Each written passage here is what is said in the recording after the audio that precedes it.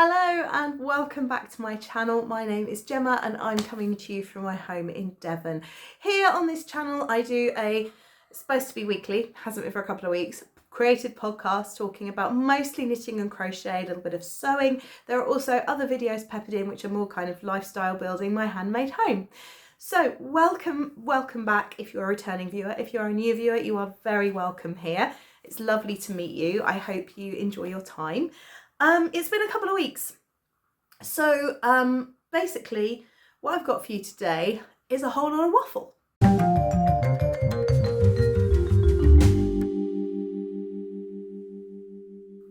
Oh gosh, it's cold. Sweater weather. All the other knitwear weather is definitely here. It's a crisp October day. Most of the leaves have fallen, although there are still some to go. So we've got lots of eddying swirls of autumn leaves falling down outside my window, which is quite nice. If you can hear any ambient screaming, the boys are up in the office gaming. My very nearly 4-year-old son has discovered a love of PlayStation, mostly 2-player. We're very strict with it. He gets only at weekends, an hour at a time with an adult, with like lots of like rules in between. He has to have juice breaks and dance breaks and get outside in the fresh air and all this sort of thing. And so we're managing it I think we're managing it very well. But he is a little bit ragey when he's gaming, and he does occasionally get a little bit vocal. So if you hear any ambient screaming this week, that's what's going on. But I'm not going to get a chance to talk to you otherwise. So it is cold. I'm clutching a Robin mug, which has nothing to do with it being winter. My son is called Robin. We love all things Robin in this household. But I just needed a mug that I could hold on to. I'm not going to slurp. Don't worry, I can't stand slurping. Can you hear that? We're going to go. I'm going to try and go for unedited today. I'm not entirely sure I'll be able to because of, as I said, the ambient screaming. And also we'll see. So I do have life stuff to catch you up on and like where I've been the last couple of weeks, but I know that most of you just like the creative content. So we're going to get on with that. Surprisingly, considering it's nearly 3 weeks since I've spoken to you, I think, I haven't actually got any finishes other than the hopscotch jumper, which is not with me, it is with my nephew. Unfortunately, it is a little bit on the snug side, so it will be coming back to me. But his mum did take some fab pictures of him, which I shall put here for you with him modelling his jumper. He was so excited by it. He was quite sad it didn't fit, but he's pleased it's not going to go to waste because he knows Robin will be able to wear it. And he did say, maybe Auntie Gemmy will make me something else. And his mum was like, well, maybe we should ask first. Let's just see. I'm like, damn straight Auntie Gemmy's going to make you something else. He is so knit worthy. And he's like, I'm really sorry it doesn't fit. I'm like, it's not your fault. It's entirely mine. It took me 3.5 years to knit the damn thing. Like, come on. Apologies if use of the word damn offends anyone here. Seems to be my go-to word at the moment.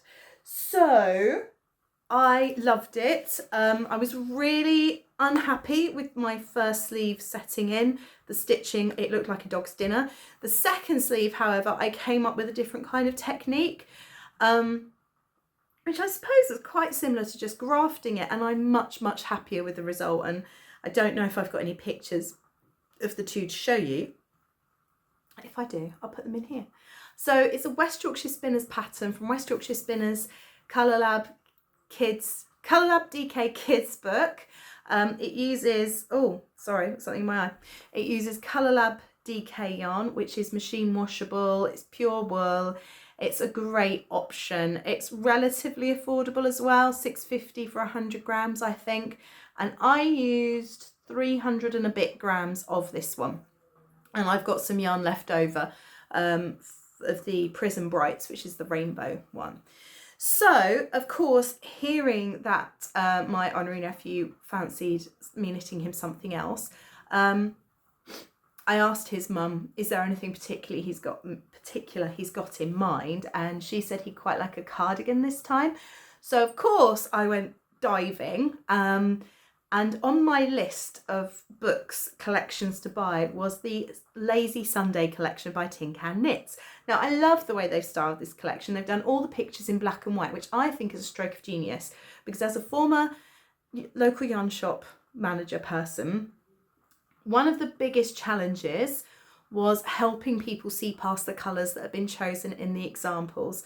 Quite often I'd have people going, I really like that jumper, but I really don't want a yellow jumper, but I'm struggling to envisage it in any other colour. So trying to help people past that can sometimes be a little bit tricky, because you're so blinded by what's in front of you. It does make perfect sense. But these are all black and white, so you can just kind of see. So I fired off a load of images, and he has chosen, I can't remember the name of it, but he's chosen this cardigan, which is this pattern name. It's a paid for pattern. Slightly disappointingly, it's not app enabled yet. You can't use it with the Tin Can Knits app, but that's fine. We'll do it the old fashioned way. I'll get someone to print it off for me. I'm going to be using, he wanted burgundy, and I happen to have Debbie Bliss Faulkner Merino Aran. You can see how old it is because it's properly battered, in shade Claret. Now you can't get this yarn anymore. This was in the yarn shop when I took it over 6 years ago. You might recognise the colour. It was going to be the flax worsted for my husband's grandma, who sadly passed away at the beginning of this year. We have now lost both of his grandmas this year. It's been a bit of a tough one for the family. A couple of bereavements, few bereavements actually. But I was part way through knitting this jumper for her when she passed away, and I couldn't bring myself to frog it for ages. But I knew it wasn't right to carry it on for my mother-in-law, because the style just isn't right for my mother-in-law. But when my nephew said he wanted a cardigan in burgundy, I was like, yeah, this is where this yarn's meant to go. It's not machine washable, so my friend may not love me quite so much, but hey, it is super, super soft. It's a beautiful clarity burgundy colour. And I cannot wait to get started. However, it is not yet on the needles. I have exercised restraint. Yes, I have. Partly because I know I do want to get some other things finished, and partly because I am flat. I am feeling as flat as the proverbial pancake. I'm feeling flatter than a Yorkshire pudding. I'm feeling flatter than a Victoria sponge when you've opened the oven prematurely and you've just gone, yeah, flat as an English pancake, not just a pancake, an English pancake, flat as a crepe. I feel crepe, with absolutely zero motivation to do anything. Now that I do kind of know why this is, I've got a lot going on behind the scenes, some of which I'll share with you at the end, some of which is going to be a glorious secret until I'm ready to share it with you and go, surprise, because there is going to be something very, very, very, very exciting happening. I'll stop teasing you about it, because I did say a couple of weeks ago on my last video that there's something going on that I can't share with you, but I will share with you, but please don't guess, because I'm not going to tell you. So yeah, I'm going to try and not talk about it at all until I'm ready to talk to you about it properly, but that is going to be slightly challenging because it is very, very exciting. And it is literally all I'm thinking about at the moment. So I've got personal stuff going on. I've got behind the scenes stuff going on. I've had a hell of a week from work. I'll talk to you about that later. And also we've got some family stuff going on with our cat as well. So it's been a really heavy couple of weeks. We've also been away, and yeah, so the motivation just isn't there. So that was my finished object, but I counted that in September, but I finished sewing it up and you've seen the pictures. My next project, I was attempting to do this in a week. I started it in the beginning of October, and the aim was, am I in the middle of a row? Oh, for goodness sake. Things never change around here, do they? They never ever change. If you're new, chaos. We just live in chaos. Harmless, benign chaos, but chaos nonetheless. And I'm partway through a round. Right. So basically, this project that I've got on my lap, I thought I could do, because I suffer from time optimism. where I think that I can get like an hour's worth of work done in 5 minutes. It's not time blindness, it's time optimism. I don't know if any of you feel that way. A good way to know if you are time optimistic is to evaluate how many projects you take with you on a weekend away. If you would take 3 or 4, then you're probably time optimistic. I thought I could get this blanket done in a week because it was my husband's birthday. I wanted to get yarn out of my stash because I had yarn coming in. There has been more yarn arrive. And I did really well. I did really, really well. I got 6 out of 10 balls knit, and then the deadline went, so I just went, gone. But it is a blanket, quite a hefty blanket. That looks really pretty actually. I started it in a kind of double moss stitch type situation up here, as you can see, and then I went to garter, mostly because I forgot I was doing double moss stitch and joined the new ball on and just went to garter. But actually I think as a design feature it looks quite nice, and this is one whole ball has done the double moss stitch, but also it was eating the yarn a bit. So the second ball, I think, went down to about here. So it feels like significantly more. And I just think that looks really effective, don't you? Double moss stitch and then garter. So what I'm going to do with the 10th ball is I'm going to go back to this double moss stitch situation. And I just think that will finish it really nicely. I mean, the edges, there's no double moss stitch on the edges. If I was wanted to be really clever, I could have done that all the way around and that would look super smart, wouldn't it? But that would involve brain. Plus, things went a lot faster when I went to garter stitch. So garter stitch is knitting every row when you're knitting front and back. So yeah, here we go. So I think I'm on the 7th ball, I want to say. So how many joins have I got? 1, 2, 3, 4. I think I'm on the 6th or 7th ball. I can't tell you for certain, but it is super squishy and lovely. And when I finish, that's a kilo out of stash, which believe me, I need. So, sorry, itchy nose. I've got a kilo out of stash when it's finished. It should have been finished. It was my husband's birthday on the 10th. I've got as far as I've got now. And now I've just had 2 weeks where I have been a crepesizette and just not got anywhere with it at all. It's super squishy. It's a chunky chenille yarn. I'm not sure. I got it from that Crafty Stitch. I'm not sure of the equivalent. I think the equivalent would be James C. Brett. Flutterby probably. It's a lovely chenille yarn anyway. Isn't that lovely? And it's an absolute joy, and my husband's really excited to have it. There's another reason I've slowed down with it though, and that is to do with our cat. Our cat basically isn't very well at all, and we've covered, I mean the dog's pulled it down, but basically you will notice that we've got throws and blankets over everything at the moment, and they are very much not precious, machine washable. Doesn't matter if they get destroyed over the course of the next few months. So I kind of almost don't want to get that blanket out just yet anyway, because I know my cat would love it because it's super soft, which makes me feel kind of mean, but we need this to last. And I have actually lost a hand knit jumper to Archie's poorliness already. It's no good. We're going to have to do this editing because I'm desperately in need of blowing my nose. So there's that blanket. What else have I been working on? Ah, here we go. So I've not really knit anything for the last 2 weeks until sort of yesterday. But yesterday I did actually finish the body of the flax jumper that's going to be for my nephew for Christmas. So this is the size, I want to say it's size 4 to 6. Looks quite short, doesn't it? I've done my son's one much, much longer. So I finished the body and I've picked up for the sleeve. The yarn is absolutely lovely. It is by James C. Brett. It's James C. Brett's Scandi Croftland Aran. It's a self-patterning yarn. And I did talk about this in my last podcast, so I'm not going to go too much into it now.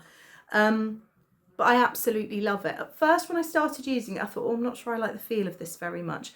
But actually, as you get into the swing of it, it's absolutely fine. And what I really like about this is the way the pattern has held round the yoke. Obviously it gets bigger and wider. This bit here, randomly reminds me of like prancing reindeer. It's just got that kind of reindeer-esque. I might be the only one who can see that. Am I totally mad there? But yeah, so I just have the 2 sleeves to do, and it is the flax worsted, which is a free pattern from Tin Can Knits. I have also, when we went away, I took this with, I did no knitting when we were away for the weekend. I just really wasn't feeling it. I have put some effort into getting more of the body of my niece's tunic for Christmas done. I think I've done all the increases now. I'm just carrying on until it's a wee bit longer in the body, and then I've got to do the ribbing. So really and truly, this should be finished. It should have been finished already. But nothing's been capturing me and inspiring me. Obviously, I do want to cast on that new jumper. I've got lots of things I want to make coming up for winter, but I'm in that kind of weird no man's land where I'm not really feeling finishing the things I've got. I'm also not feeling casting on anything new because the things I've got are holding me back, which doesn't often happen to me. But yeah, so this is beautiful. It's the Arrowhead Tunic. And it's by Trina Paskin. It's beautiful. It's from the book Classic Nordic Knits for Kids. It's creasing a bit because I've had it scrunched up in a bag. And it's in West Yorkshire Spinners 4-ply, which is a wool nylon blend, and it's in the colourway either evergreen or spruce. I'll put the colour here or down below for you. But isn't that just looking, I'll stand up so you can see it properly. Isn't that just looking lovely? It's a really nice length. It's going to be a nice little dress, and obviously as she gets bigger she can carry on wearing it. Like, it's going to be dress length to start with, but as she gets bigger and older she can wear it like a tunic with leggings underneath and whatnot. I think it's going to look really cute. I do have, I think it might be a new cast on to show you. I didn't show it to you last time, and this is my son's new socks. He had a massive growth spurt over the summer. He's grown out of all his sweaters. Turns out he's grown out of all his socks as well. But he is interested in wearing them again. He went through a phase where he didn't want to wear his hand knit socks at all, but he does want to wear them again now. Isn't that great? So yeah, he picked this yarn, which is called Summer Sunset. It's a Winnick Mum colourway from West Yorkshire Spinners. It's lovely, isn't it? Oranges and reds and pinks. They shouldn't work together, but they just really do. So as you can see, I've done the leg, heel turn, gusset, and now I'm working down the foot. So I don't think I've got, I don't have one of his socks handy to show you, but they're just getting bigger. I mean, I know that's logical because I'm knitting the bigger size, but I don't know, I'm not quite ready to be doing such big things yet. It feels like time's going so fast. Do you know what I mean? Like, have you ever knit for a small person and then suddenly they're not small anymore? So like the leg is probably, you know, a good inch longer than I'd usually do, and the foot is going to have to be a good inch longer than I've been doing. It's actually looking like a proper human sock, not a baby sock or a chunky toddler sock, because the toddler socks are kind of wider than they are long almost because of your sturdy toddler legs. Yeah, so I have been working on this. I've been trying to work on this when I've gone out on dog walks and things. So yeah, that'll be finished soon. Have I got the ball band handy? The ball band's popped off, but you can see it here in all its glorious. It really shouldn't work, should it? But just somehow it just kind of does, and I love it. Okay, there's only one more project I've got to share with you that I've been working on, so bear with me. Right, in going to find the other project, I have found one of Robin's other socks. Can you see the difference? Versus that one. So it's much more slender. The leg is, yeah, about 1/2 inch to 1 inch longer. Yeah, it is quite different, and you can see how much narrower it is as well. Yeah, this one he was wearing earlier, and it fits beautifully. So yeah. So exciting things. I went a few weeks ago. So last time I spoke to you, I was due to go and do a course, a crochet course. Hello, puppy. I've got a little co-host here today. He looks a bit muddy, and that's because he decided to scratch himself having trodden in a load of mud. Anyway, ugh. So last time I spoke to you, I was due to have gone on a course at Wool on the X to learn to crochet socks. It's a 2-part course. So the first part was the first week. I think it must have been the 7th of October. Yeah, that's right, because I spoke to you on the 6th. And then you had 2 weeks to finish the foot, and then week 2 was on the 21st of October, and you were taught the heel turn, etc. Now, my life just went horrifically bonkers that over those weeks, so I didn't get it done. But look what I have got. I have learnt to crochet a foot. I mean, obviously that's not a whole foot. I'm not ready for the heel turn yet. And it's perfectly plain boring yarn. It's, I think, I want to say Dusty Miller from West Yorkshire Spinners, but I wanted a light grey because then I could see the stitches, because I'm not as confident with crochet, not like this, not I don't want to say proper crochet, but you know what I mean.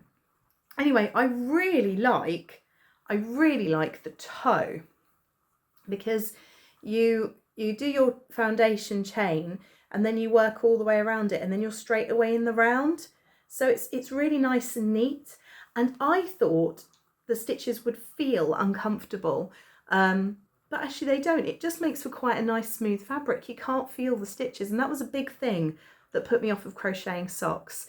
Not just because I can already knit them and it's faster, but yeah. And actually, yes, this is yarn hungry. It will take more yarn than normal, but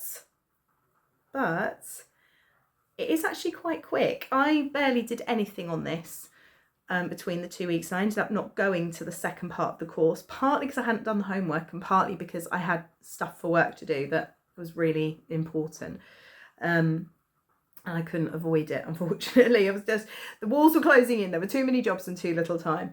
But I'm really, really pleased with that. And I'm really excited because my lovely friend Anna Nikaporovich has just released another book. And this one is called Crochet Socks That Rock. It is beautiful. I want to make all the socks in there. And when we first met 6 years ago, she's like, you should crochet socks. I'm like, yeah, I should. A bit scared of it. And then I kind of vaguely hoped that she might just take pity on me, but no.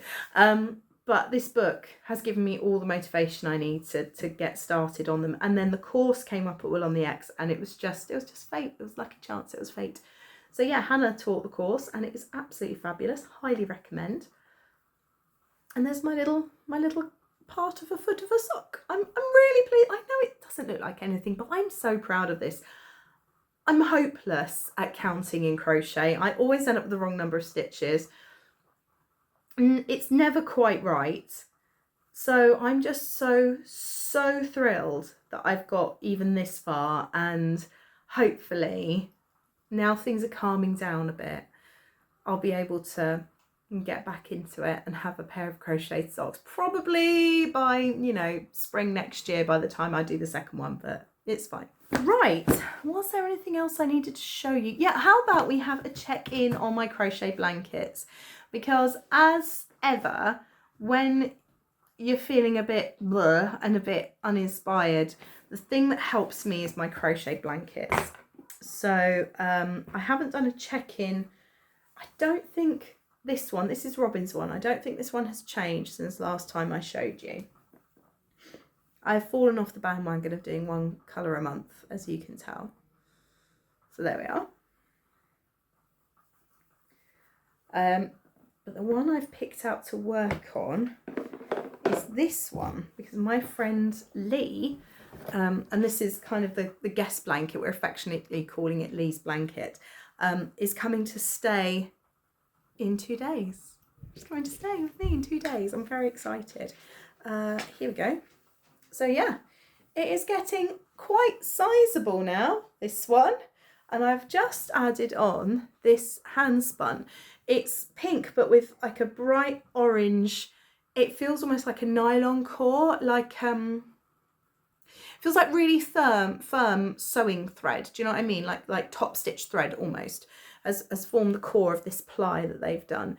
And it's just really nice. It has made the edges a bit frilly because obviously it's a bit thick and thin, but I mean, it's not a fancy pants blanket. Let me stand up and show you if I can. Woo! See how big it is there. It's a good size. It's definitely going to be able to snuggle under it while watching movies and crocheting and chatting this week. So I did want to get a bit more on that one done. My granny stripe blanket hasn't been touched because I haven't got any more advent yarns to put in it. So that's on kind of hold for a minute while I'm working on those ones. I did pick up this West Yorkshire Spinners blanket, and I kind of want to undo this and restart it, but I'm not going to. This is all the leftovers from the West Yorkshire Spinners socks colourways. It's chaos. So you've got pheasant in the middle, and then this one is kingfisher, and then we come out into tequila sunrise, which is a cocktail range, and I'm just popping the next cocktail range in there, which is blue lagoon. So it's going to be totally chaotic.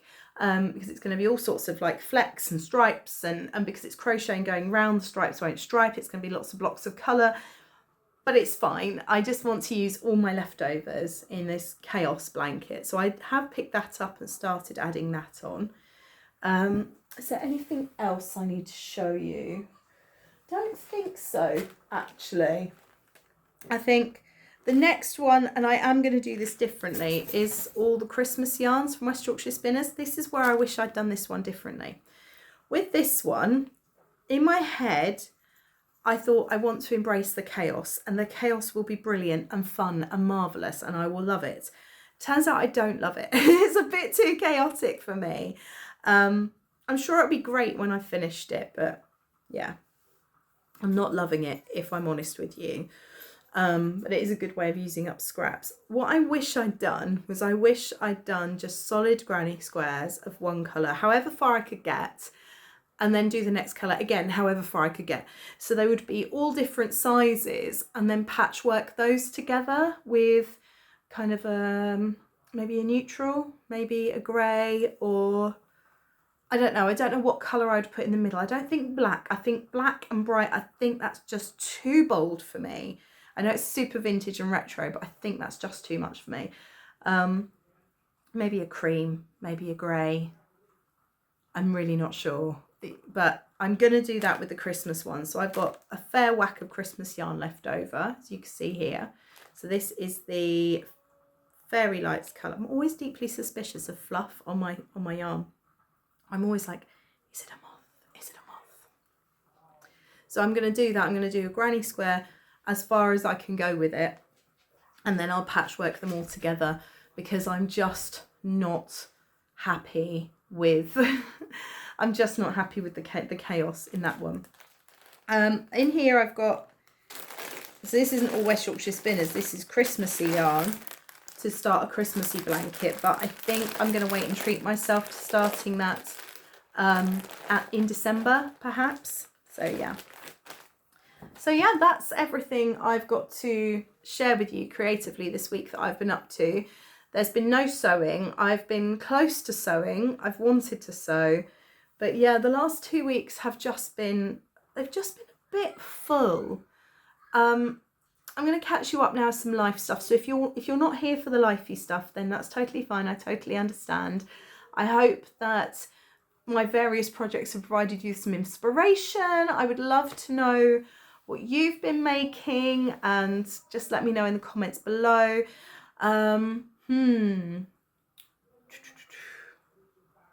What shall our code word be? Pumpkins. We're going to have a code word of pumpkins. And as a reminder, I do have a free Munchkin, I think it's free, Munchkin pumpkin knitting pattern here, which you can find in Ravelry. You can get it through PayHip, but I'd rather you didn't, because they've locked me out. I don't have my Midnight Diary email anymore, and they won't let me back in no matter how much ID I give them. They're like, oh, you need to open that email. I can't open that email. I no longer own that email, but there we are. Anyway, so if you want to download that from Ravelry, that'd be super awesome.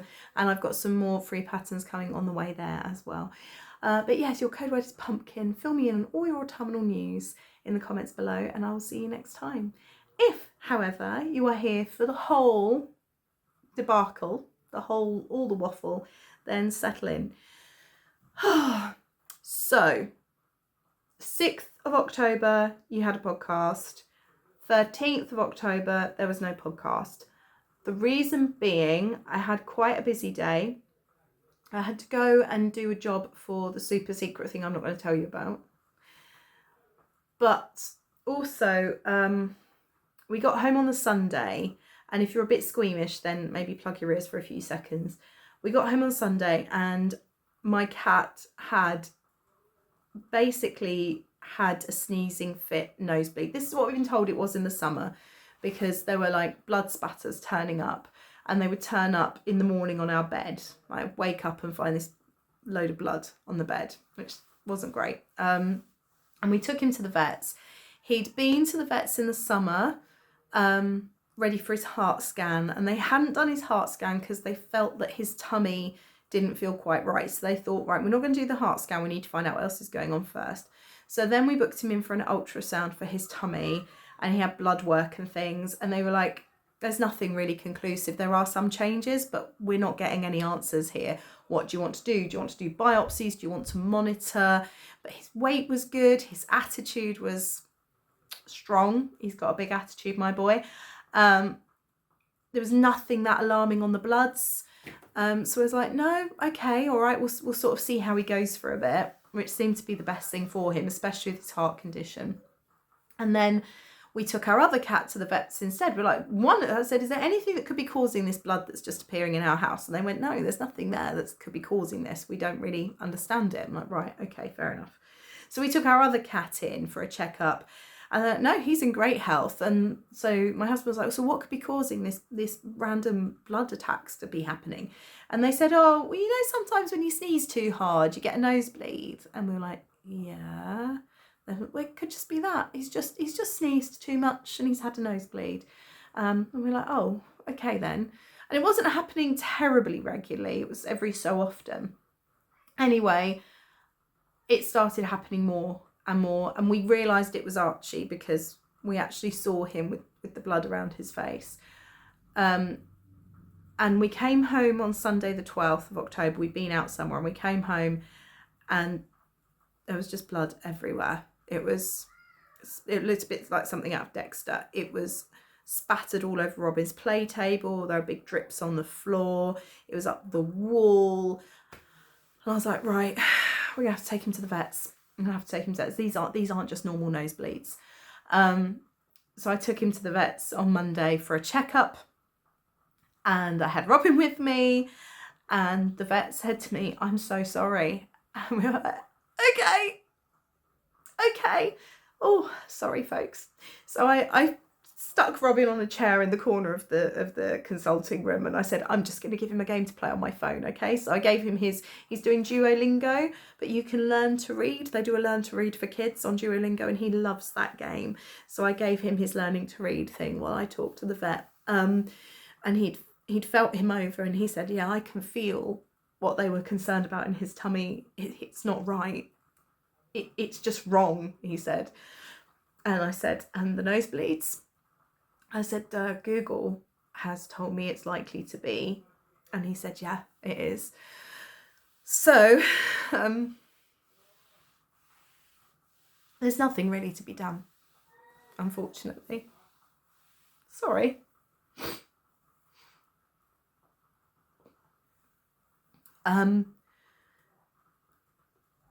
We're on palliative end of life care. We could try things, but the trauma would be huge. And he's already got a heart condition. So it's how much do you want to put him through? And I said, realistically, he said it's in his tummy, it's up here, in his nasal cavities and passages. Yeah. So as you can imagine, I was in no fit state to come and do a podcast that evening or even the next day. So I just left it. Now, Archie's doing all right. We've had maybe 1 or 2 indoor nosebleeds since then. And basically we're just going to watch and see how it gets on. I rang the vets back because I was so confused by the time I got home. I was like, are we planning for this now, or are we watching and waiting and then making the decision that, okay, it's time? And they said, well, what's he like in himself? What's his attitude like? I said, well, I've just fished him and his brother out the kitchen sink where they're working together to get the empty tuna tins out. And they were like, oh, he's fine then. I'm like, yeah, it's fine. His weight's good. He's still grooming. He's still driving me absolutely nuts. He's still shouting at me because he thinks I don't feed him enough. You know, he's still him. Do you know what I mean?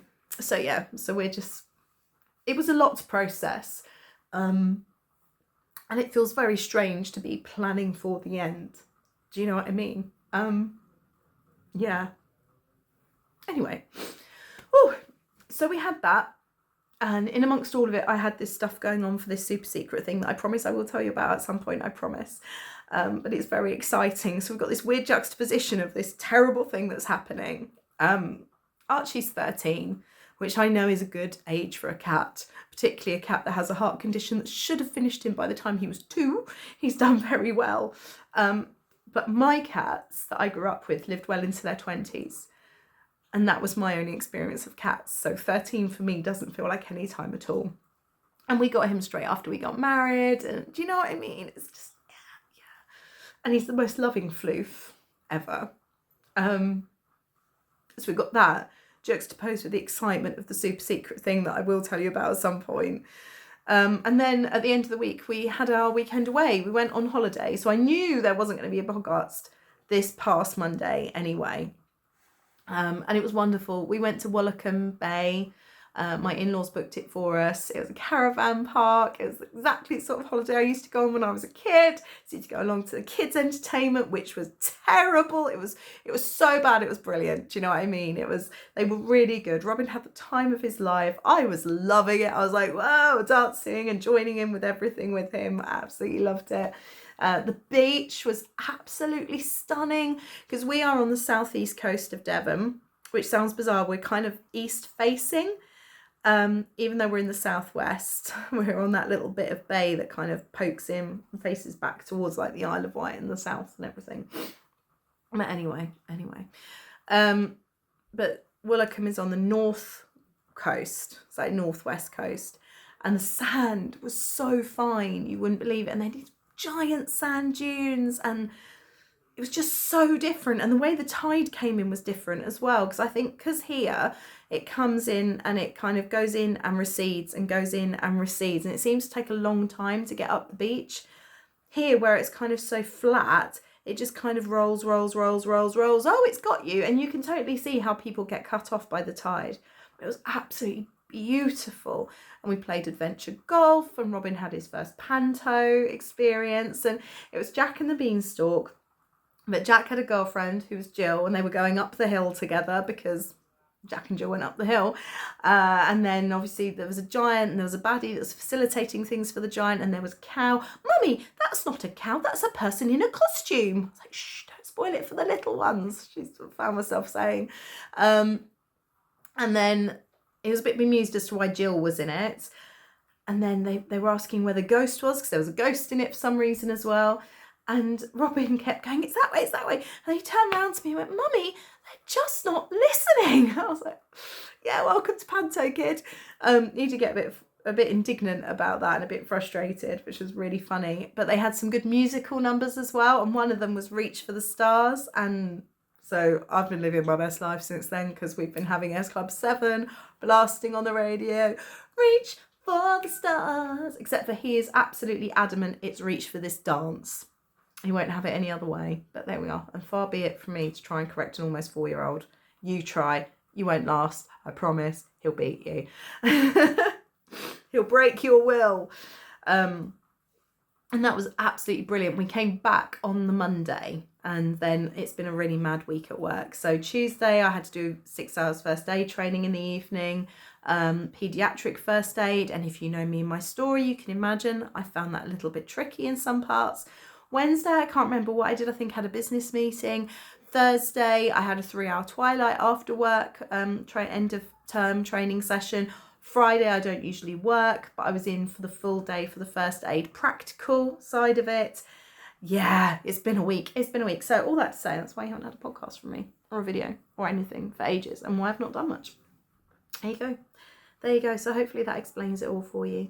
We have just come back from pumpkin picking today. It was marvellous. I'll put some pictures up of that as well. It's just been lovely. It's been really lovely. I'm very conscious I've waffled on for quite a while. I'm also conscious I haven't got a shawl to show you. But I would take this moment to remind you about the full shawl along that we are doing in the Facebook group, on my Facebook page. I have now pinned the post. I figured out how to do it. Do please pop your progress pictures in there. I'm going to stop waffling now. I'm going to curl up with a video, maybe a podcast, maybe do some crochet and just chill, because I think I just need to decompress at the moment. I'm in a bit of a crafting slump, as you know. And I just think being a little bit kind to myself and just going with the flow is going to be the way to go. And I will be back very soon. It's going to be a bit of a fun week, a different week here. It is October half term. So obviously Robin and I are both off. My friend Lee is coming to visit. She arrives on Tuesday, and we'll be going up to, I think we're going to go up towards Bristol on a bit of a road trip, see some of my Search Press clients. And so we might go to Bath as well, so I might take you there with us.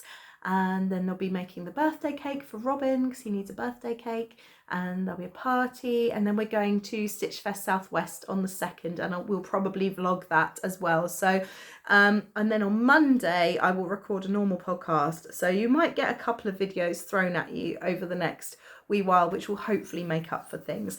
And last but by no means least, I will be doing my Whip Walk of Shame revisited in November. So do make sure you are around for that. I hope you've enjoyed this video. I know I've spoken 20 miles an hour. And if you did enjoy it, please give me a thumbs up and maybe leave me a comment and tell me, yeah, what's up with you? Pumpkin! Take care.